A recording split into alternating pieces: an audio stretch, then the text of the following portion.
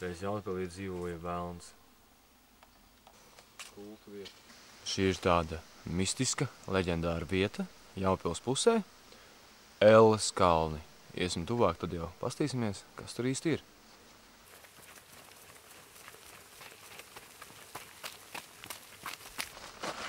Mēs bijām vēl pagājuši gadu, tad visu tikai sāka remontēt, restaurēt. Un tagad jau viss tās baigi nopietni, kad durvis pat ieliktas un viss sataisīts.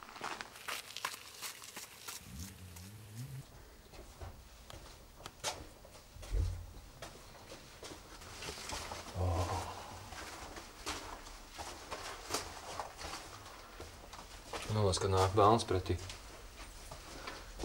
Vien pastamies. Tiešām velns.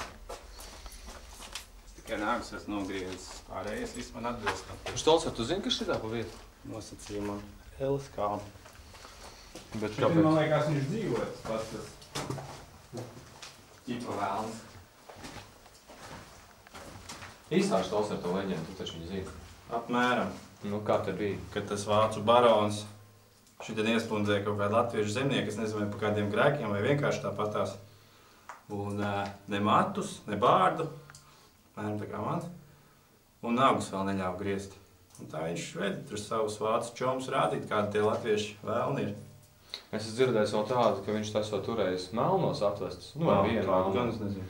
Un pēc tam biedēja zemnieks, jo tie jau nebija redzējuši melnu cilvēku. Un tāpēc arī sauks pa Elles kalnu.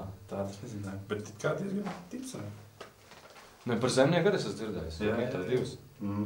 Kad, nu, viss tā Bet baidījās. nēģers tas baigi foršais variants īstenībā. Nu, es domāju, gan tajā laikā, Jā. ka nebija. Te viņam droši vien, kur kalpot, jā? Kur iemest pāriku? Viņš tieši tā iespundē, tu droši vien satrakojies, ka tev lai pa to lūciņu rāti, un arī tur kāp augšā un āties ar viņiem.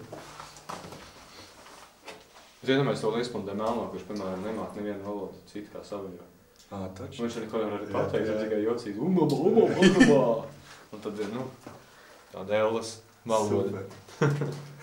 Tad, kad viņi bija aizbraukuši, tad bija tāds sajūta, ka kaut kas vairāk tagad. Un tagad tā, cauri un ārā.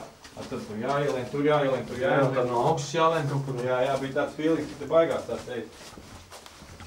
Bet te jau var redzēt, kāds viņš te ir viss sataisīts. Viss ir Te reku te vēl pat. bijis pabrucis. AM plus un 42, kas gāja.